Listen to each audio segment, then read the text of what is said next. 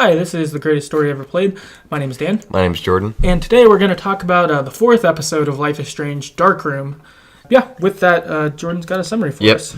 Yep. So the summary of this episode is Max realizes that changing the past can lead to painful consequences and that time is not a great healer. Her investigation into the disappearance of Rachel Amber begins to reach a thrilling conclusion as she finds the dark room. Will the answers lie within, or will there just be trouble? Okay, so we pick up where we left off last episode, where Max has gone through the photo and into the alternate timeline, where we find Chloe paralyzed. Yeah. Super intense. Being in the alternate timeline is just a really unique setting. It's pretty weird. Like, it's like really familiar, but also really different kind of thing. Some things that were noteworthy in there is that Rachel Amber is still missing. But Chloe's never met her. Yeah. And then also that the snow and the eclipse that happened in the previous episodes have also happened here. And all the whales are dead, so it's like... Yep. I guess time probably being fucked up on both still has those things fucked up, is my guess. But it's super... I don't know. It's really unique. Yeah. Seeing that. And like we saw last week, Max is in the Vortex Club. If you look at her journal from back then, or text, like she's texting Nathan and Victoria, they're like best friends. Yeah. Her journal is way different too. She only has like one or two entries, and she's like, "School rules. My birthday was great, but also the drunkest. I love the Vortex Club," or stuff like that. So man, wow, alternate universes is so different. Yep. But then there was a journal entry that I wanted to read that it was from Max. I guess our current Max, but regarding that time. She says, "Even though I felt awful and disconnected, Chloe was just so bubbly and excited to hang out with me again, especially since I flaked on her pretty hardcore after the accident. Even in the alternate universe, I'm a shitty friend." And that was a bummer to see. There's a text message that's from Chloe that's from like March or something. That's like, "Hey, this is William. Like, this is Chloe's number. Text if you want anything, or can hang out or whatever." Then Max texts back in August and is like, "Hey, I'm going to Blackwell." And then they have like a little exchange of like, "Ooh, we should talk." And Chloe uses an emoji, which is funny. Yeah, she hates them in the real. And then nothing. And it's just like, oh man. Like, that sucks. God, this whole like alternate timeline sequence was so painful. It was so rough. Yeah. Because Chloe was similar, but also so different. One being she was quadriplegic, but also like her personality was. She was like way more like friendly. Yeah. And like upbeat. Like your average, just, I don't know, teenager. Yeah. Versus in the normal timeline, she's still like fun and like whatever, but she's, way more rebellious and like angsty. Yeah. Yeah. So, yeah, alternate timeline's pretty unique, and we end up running into our first choice there. Yeah, so this first choice was a doozy too. It was Chloe requested that we basically kill her. So she was quadriplegic. She had headaches all the time. Like, she was slowly dying. I guess she overheard doctors talking that her respiratory system was failing. She knew it was a matter of time before she was dead. She was in pain all the time. She was costing her parents a fortune. They're going bankrupt. All this reason for her to feel like I should die. So she asked Max if she could, or if Max could give her, like, basically an overdose of morphine, I'm pretty sure. So that was fucking rough. Yeah. I mean, I felt so torn. Yeah. So we ended up not doing it. We refused the request. So we were in the smaller portion of 48% that refused. So 52% accepted the request. Yeah, I was so torn. Like, I didn't want to kill her because, like, it just seems wrong. Like, right. I don't know. But also at the same time, like, part of me was like, we could just do this and kind of save everyone some time and grant her wish. Right. It's like, and Chloe's like pitch behind it. It's like, I just had like the best day I've ever had. Like, yeah, all that stuff, and you're like, oh God. Yeah. Like, I don't know if I can do this. Like, especially like that conflict of you've been such a bad friend, and then to be the best friend, you need to kill her. And you're like, I can't do that. Yeah. God, that hurt. It's so hard. Like, yeah, that's bad. And we got some Twitter responses about this too, right? So. Chris on Twitter said that she did kill Chloe. Yeah, and then Beth on Twitter, she said, "Yes, I felt that Chloe knew what she wanted, and Max would show her love by respecting that. I feel guilty that Joyce and William couldn't say goodbye, though, and that's hard. Both times I've played, I refused, but it was really hard because I'm like, this is fucked up. Like, I want you to be able to be happy, but like, I don't know if this is good to do, or not. Like, or do I feel good about this or whatever? So that's hard. But I think that, like, with both of them doing it, like, I get it. Like, and maybe they're stronger than me being able to honor that request because I'm like, I don't know if I can. Like, you know what I mean? Like, because I guess that's still kind of about me, which is not great. But dude, yet again, game just hits you with just tough choice after tough choice. Like, I didn't think that this timeline could get any worse, you know? Like, Chloe's paralyzed and, like, her parents are bankrupt. Oh, now you want us to kill her? No. Like, so rough. Yeah, they really went there. I looked online, too, and where there was the option of, like, yes, no, or I don't know, she makes you choose. So if you say I don't know to her request, then you still have to choose anyway. So no matter what, there's no cop out. There's no cop out. She's gonna make you make a choice. So after this scenario, we said no, and then you get a picture from the day that Chloe's dad dies, and then you end up going back in time again, right, to like not stop him from giving Joyce a ride. So he ends up dying, right.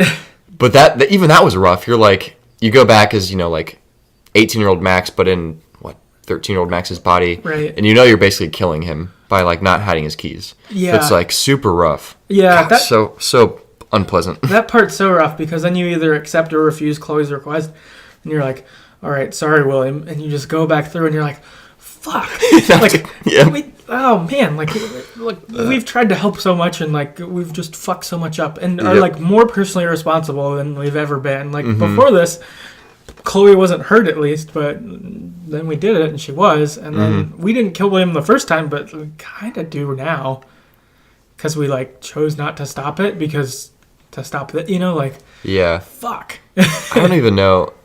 It'd be well, we can talk about that later, but I have some thoughts about that. So okay.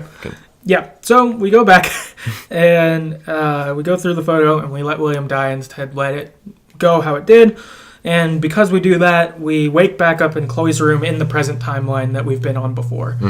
And Chloe's normal. Everything's back to normal as it was before we went through the picture last episode. So that's good. We're back. Yep. I guess that's good. Yeah. It's better. It's better. I don't think I could handle a lot more of Chloe in a wheelchair. Like, it's just so sad. Oh, no, it was awful. Like, if you had to play a whole episode that way... Yeah. I don't think I could. It would just hurt too much. So we're back. We do some investigation stuff. We need to go break into Nathan's room to find some evidence about him. We do that. His room's super creepy.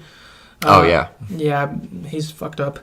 Then when we are leaving, Nathan comes into the dorm room while us and Chloe are there, and he's like yelling at us and is going to attack us. But then Warren shows up and beats some ass. He fucks him up. Yeah. He like headbutts him and then he like punches him a bunch and like kicks him in the ribs and stuff. And there's a moment where it gives you the decision to say, hey, Warren, let up on him, or you just let Lauren fuck him up. And we stayed out of it. Yep. We let Warren fuck Nathan up. So we were a mild minority at 46%. 54% of people stepped in and said, hey, Warren, that's enough. Yeah.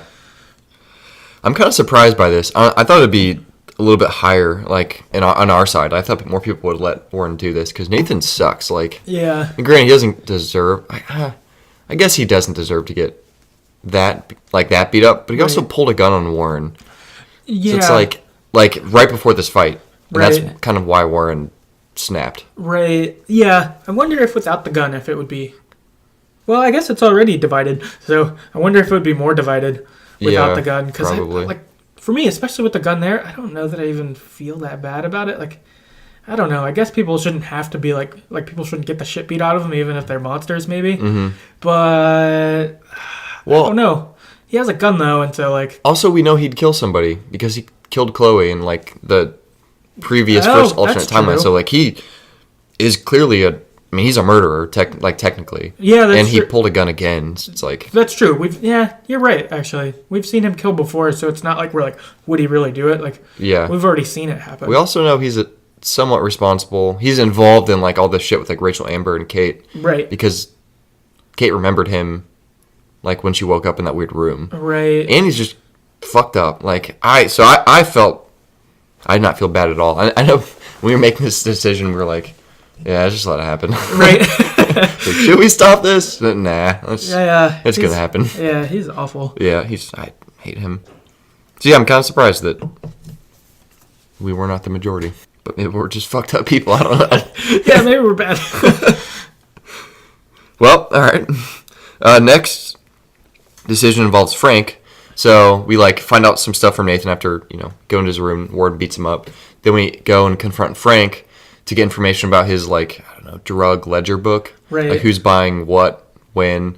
So we have to get his, encryption, key for who's what in the books. There's, dog names, and he has, a note that corresponds to who's the person that the dog is, because he likes dogs. Right. So we have to confront him, and there's, a couple different things that could happen here. So you could either... Chloe could kill Frank, Chloe could wound Frank, or you could somehow get out of this with no one getting hurt.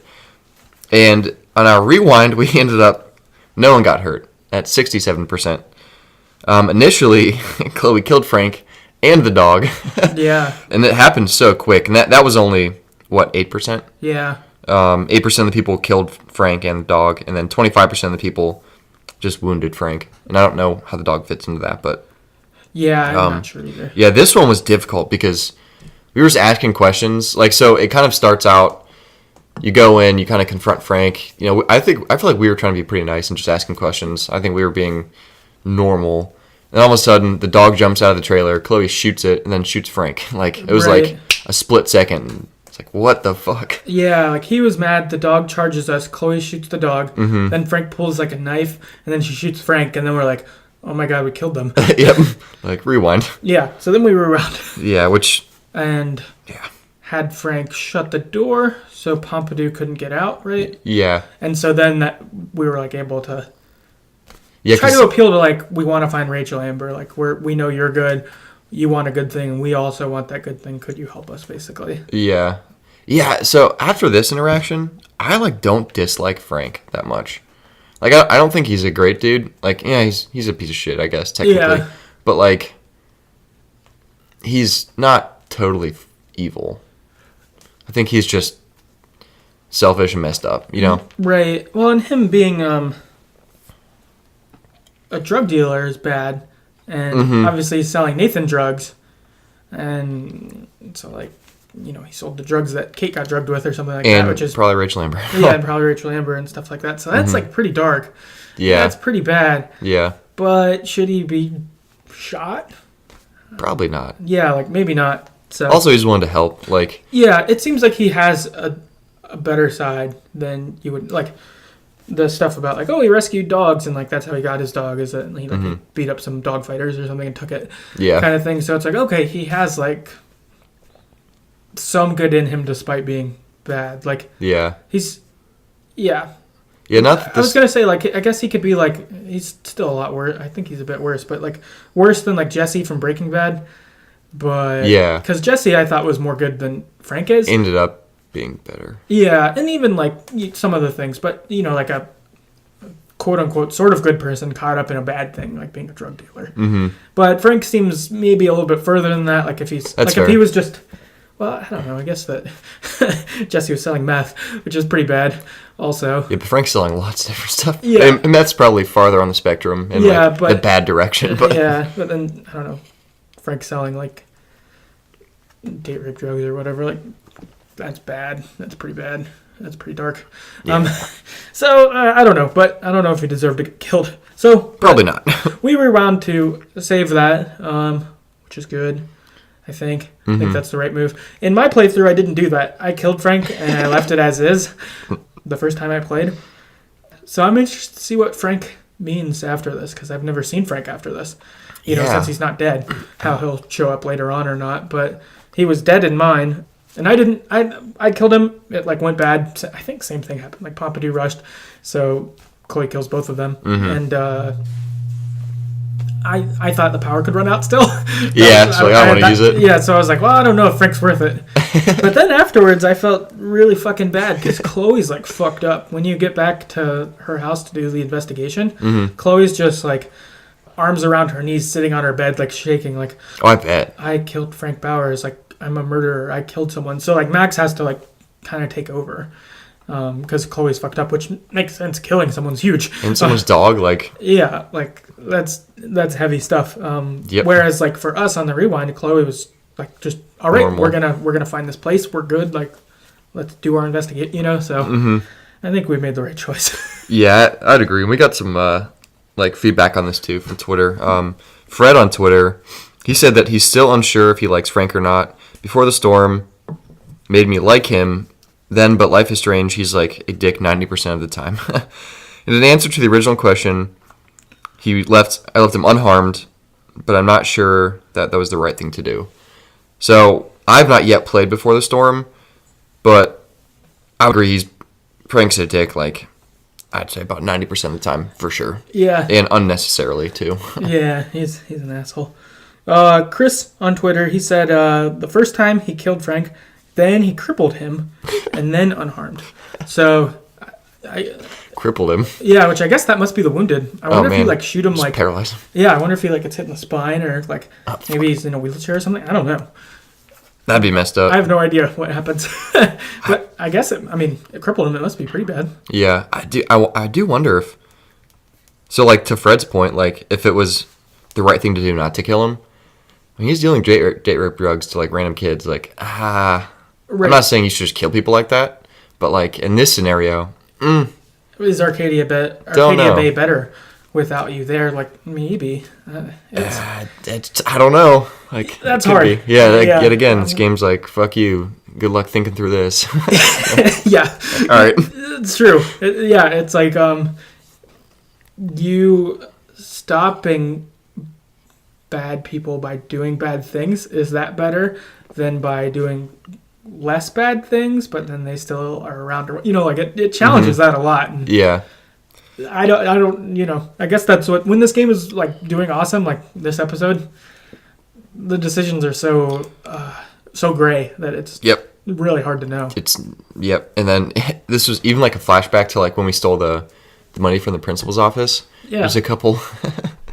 I think that was this episode where we saw like a sign like it was the handicap fund and they like couldn't build like the ramp or whatever they needed. Yeah. It's like, oh, okay, we probably shouldn't have stolen that. But at the same time, we could pay Frank here. We paid Frank. He didn't get hostile because we paid him, kind of.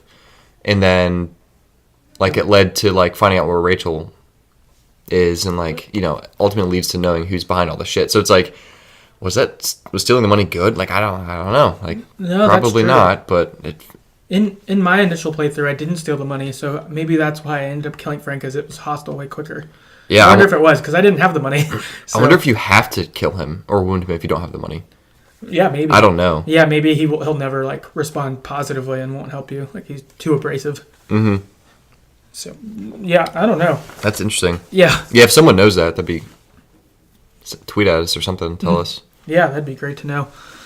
So from here, we've got our info from Nathan and from Frank and from David's stuff. And so then we find this barn in the middle of nowhere. We search around in it and we find this creepy bunker.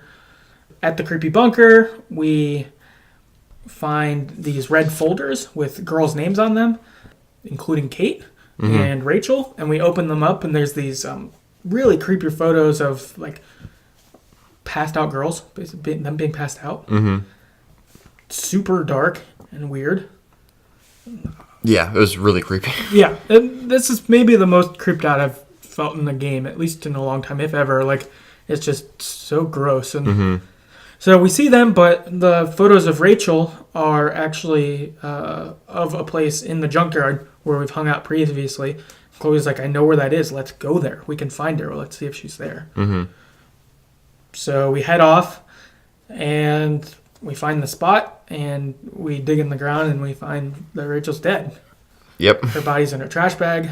I'm glad that the game spared us of seeing her body. Yeah. Like, it was enough just to know that she's dead. And yeah. Even like Max reacting like, oh, the smell. Like that kind of thing. Like you just knew it was been a while. And I mean, because Rachel's been missing for 6 months or something. A long time. Yeah, it's a long time for a long time that everyone but Chloe stopped looking. Like, oh man. And it's so sad. Like Chloe, of course, loses it. Like, you know, how could this happen? What world would do this to a person? It's super sad. Yeah. This is probably like one of those things where it's like super sad, but like most well done, best like cutscenes in a video game. Like it's just so powerful, you know. So that's pretty intense. There's a song that's going on that really fits, of course, with this, as this game does, and uses its music really well.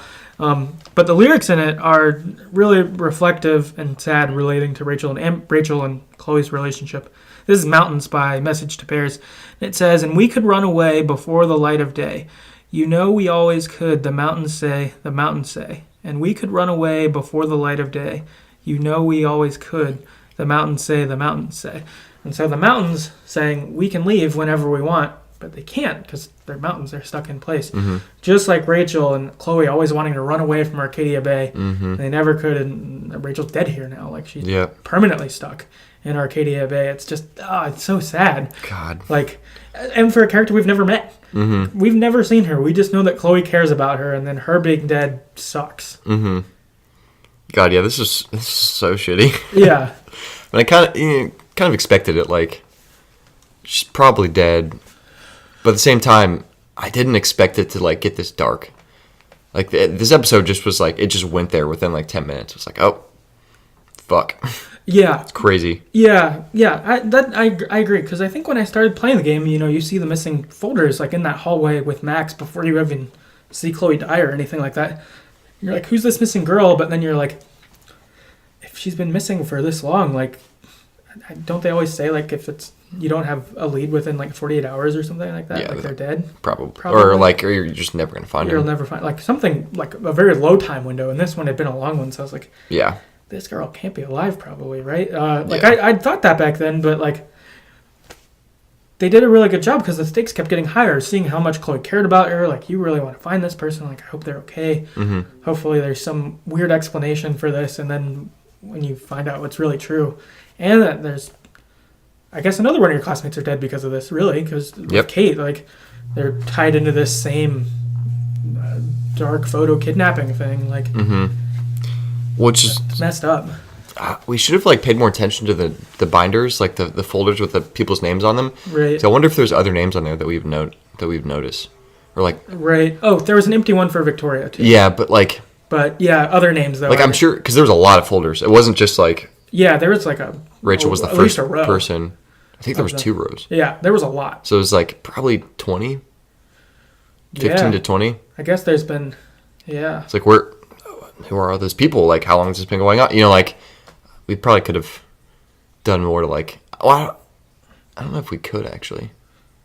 I feel like we could only look through like Rachel's. Yeah. Which we did. Yeah, and then we saw Victoria's and Kate's. Yeah. Maybe we couldn't have looked at them, but maybe even just like I don't remember any names or something. Maybe there would have been something where it like refers to another character we know. Yeah. Interesting. But, ooh. God, yeah, crazy. Yeah. So after this, Chloe's in like fuck it revenge mode. Yep. Like Chloe's like shut down as a person. Like she's like, I'm gonna find Nathan Prescott and I'm gonna kill him. Like that's all she is. Like she like has zero other mission in mind. Like the moon, there's 2 moons, and we're like weirded out by it. And she's like, I don't give a fuck. Like I'm gonna find Nathan Prescott and I'm gonna fucking kill him. Like that's how like at this party. Yeah, at this party. Like she has no other anything in mind. She's one track mind. This person will die. I'm gonna kill them. Yep. But while we're at the party, we want to warn Victoria because her name was next on the list. Yeah. So we roam around the party a little bit till we can get to her. And we get to her, and we try talking with her, and as it always is with her, it's shitty. Like, she's just really inflammatory to us. Yeah, and last interaction we had with her, we were, like, nice to her. with the paint thing. Right. And I remember talking before this episode when we saw like the recap. It's like, all right, next chance we get, let's be fucking mean to her. Right. So we were really mean to her. Yeah. And then, the question became, should we warn her? Right. I don't know. Yeah. So we were trying to decide whether we should warn her or not. We ultimately decided we should warn her because it was like, no matter how awful she is, like, this shouldn't happen to her. Like, yeah. That we can't just be like, whatever, fuck you, Victoria. Mm-hmm. So we warned her, but she didn't believe us. Which is our fault, probably. Yeah, for being mean. That was probably a bad move. Yeah. So we were among 25% who Victoria didn't believe us. 65% of people actually got Victoria to believe them, which is impressive. That's a lot of people. Yeah. Were able to do that. And then 10% of people didn't warn her at all. Which I was pretty torn, but it's like, I should probably do it. It just seems evil not to. Yeah. Yeah, I wonder, like, if you just went there and, like, were even normal to her and not mean, if she would believe you. Yeah. I bet she would. I looked online and watched a video of, like, someone doing it right. Because I was like, all right, how's, like, especially since 65% of people did. Pretty high. Yeah, because my first time I played, same thing. She didn't believe me. I tried to warn her, but she didn't believe me. Mm-hmm. But 65% of people, so I watched it, and basically what it ends up being is you kind of have this heart-to-heart with her. Again, similar to the paint thing, where it's like, hey, like, your photos are cool, and, like, I would like to be able to be friends. Like, we should try to be able to do that. I think we're a lot alike. And then she's like, yeah, actually, like, you're really cool, and, like, I'd just fight with you for some reason. Like, it's kind of like that. So, yeah, I don't know. Yeah, I still hate her. Don't want to be friends with her. Yeah, I don't really like her. She seems fake. Yeah. Kate on Twitter wrote in and she said, nope. Victoria didn't believe him either. Yep, whatever. So, yeah, bad luck for the rest of us. So, after we attempt to warn Victoria, we get a text from Nathan Prescott that says, Rachel's not going to be there anymore. No more evidence. No more evidence kind of thing. So we rush to the junkyard to stop him. And we go through, we get to the junkyard, we start looking, and behind us, someone sneaks up and stabs Max in the neck with like a tranquilizer, it seems. Yep. And then shoots Chloe in the back of the head and Mark Jefferson. Yep. What the fuck? Yep. And then the episode ends. Yep, with him looking down on Max's body. Yeah, looking down on the passed out Max, or passing out Max, because we kind of like see it with like our vision going in and out, like as we're passing out. Mm-hmm. Fuck. So crazy. Yeah, nuts. Really nuts. So that's the episode, I guess, heading to some general thoughts. So last week was a really fun, kind of nice adventure episode, breaking into the school and like doing that kind of stuff, where it wasn't too intense after the Kate suicide break for us. Yep. Then this one had like all the feels come in, and like all the really hard things with like being in the alternate universe and all the hard things there. Like that was pretty hardcore. That was rough on the feelings. Finding Rachel was really rough. Jefferson reveal, that was crazy. I had no idea he was bad at all. Like I was convinced it was Nathan the whole time. And Jefferson seemed kind of neutral. Like he didn't seem like much of anything. Like, David seemed bad because we had all these bad interactions with him. Nathan seemed bad. But those were kind of the people who, and even Frank, like those were kind of the people who were in my line of sight of bad people. Jefferson was just like the reason we're here. Yeah. That was all I thought. So him being bad was a huge surprise for me. Yeah. So I wanted to ask you about this. This was your second playthrough. Yeah. Was there anything that kind of tipped you off throughout the gameplay your second time? Like, okay, he's kind of bad. This is kind of weird. You definitely see the lens changes. Okay. Your interactions with him all feel very different. Okay. Once he's bad. Yeah. Like, yeah. There's something that will come up that will confirm that even more in the next episode that you'll see. Okay. So I won't say any more than that, but okay. There's an experience where you're like, oh. Yeah. And it's like, it's like evil cringy kind of thing. You're like, oh, God. Yeah. I like had a feeling that he was bad. But, like, I mean, I wouldn't have said it even out loud because it sounded crazy. Right. But, like, just his interactions, like, at the party One, the fact that he was even there was kind of weird. Yeah. It's like everyone's getting like plastered at the school, and he's just like shows up and is like to announce the contest winner. It just seems so weird. The whole thing seemed weird. Yeah. It was like, this is strange. You seem too comfortable here. Like, what's going on? Right. Even his speech was kind of strange. So I was like unsure about him. I wouldn't have said that he was drugging and killing people, but like he seemed kind of weird, I guess. I wonder if they could have or should have had like other adults in that scene, like other teachers, like if they were at the party or even just checking at the doors, or if we saw one like outside on the way in. Mm-hmm. Because I guess you're right. I don't think there were any other. No, there's none. And that's something that I would say is a weird thing that this game did, in that it feels like a very much combination of high school and college. That you have like a party that's a fundraiser, or like a party like that, but it's at the school, but there's drinking. But there's a lot of drinking. There's a lot of drinking, but you're not 21. Like, it seemed kind of weird. It seems like maybe it should have. I mean, I guess you needed Jefferson there, and so being at the school made sense. Versus if it was at like Nathan's house, like Jefferson wouldn't come there for that. He would have had to announce it in a different scene somewhere else. Yeah. I guess I don't know. Like, I guess it's just they had to be like, whatever, this school's weird, and so we'll do it. But also, it's sort of strange. Yeah, and we know that Nathan's dad's pretty influential. Nathan throws these parties, so the principal might just be like, "Yep, that's true. Don't ask, don't tell." You know, right? That's true, and maybe that's what it was. Is that's why there weren't teachers? Yeah. Is Nathan's dad says, "We're going to have this party. It's on school premises, but don't check anything." Mm-hmm. And, I'm going to keep giving you a lot of money to keep the school going. And then they say, okay. Yep. And then Jefferson knows what's up, but he's like, well, this is where all the kids are. I'm going to announce it and leave. Mm-hmm. And since we know he has ulterior bad motives. And he's doing lots of weird shit on the side, so. Right. Since he's doing weird stuff, then he's like more fine. Mm-hmm. Maybe scouting potential victims or something. Yeah. Ugh. Yeah, he's fucking weird. Yeah. Another thought I have is, so how involved do you think Nathan is? So clearly he sent the text. Right.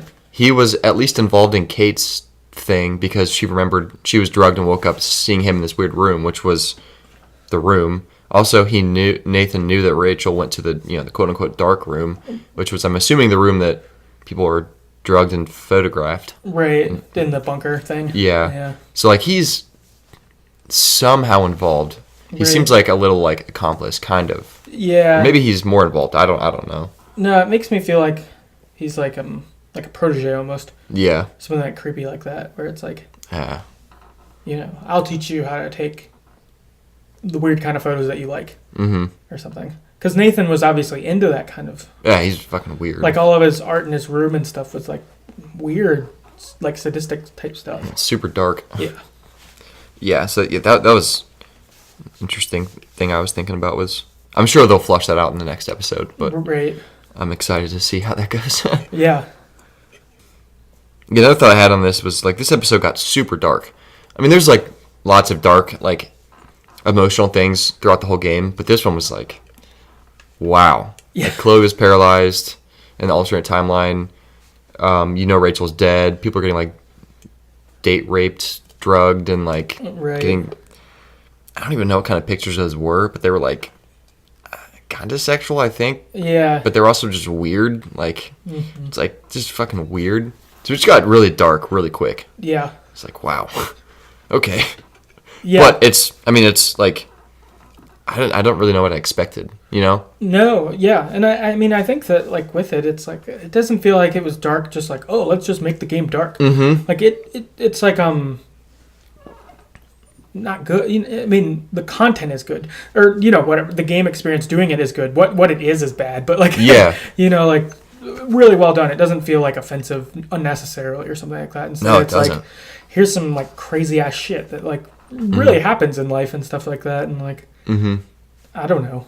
Well, yeah, it's crazy because you start out with just like Max going through life, reconnects with Chloe, they're having fun. Then like, oh, let's go like search for your lost friend, and then you're here and like, right? What? It's like almost, just kind of expands, It's probably maybe how it would go in real life even, No, and how it like starts out as like a fun time travel game. Yeah. Basically, like I was like, cool, fun time travel game. Like that's where I started. And then it's like, oh, you develop a friendship. This is really cool. Okay, now we're trying to like solve what's really going on here. And then you're like, oh my God, it's so dark. That's what's really going on here. Like, it's horrible, and like horrible things are happening that are way worse than we even knew. Like, yeah, I thought it was bad last episode, and then it's like, oh, it's like bad. No, it's bad. Like, yeah, weird murder bad. right. Because even with Kate, when she was like drugged and like videotaped and like, you know, like that was like bad. It was like, okay, I don't know how much more it is than that, and she's just super, you know, embarrassed and all this shit. Well, and we couldn't tell how bad it was too, because she was like really religious and stuff like that. So we're like, did you like?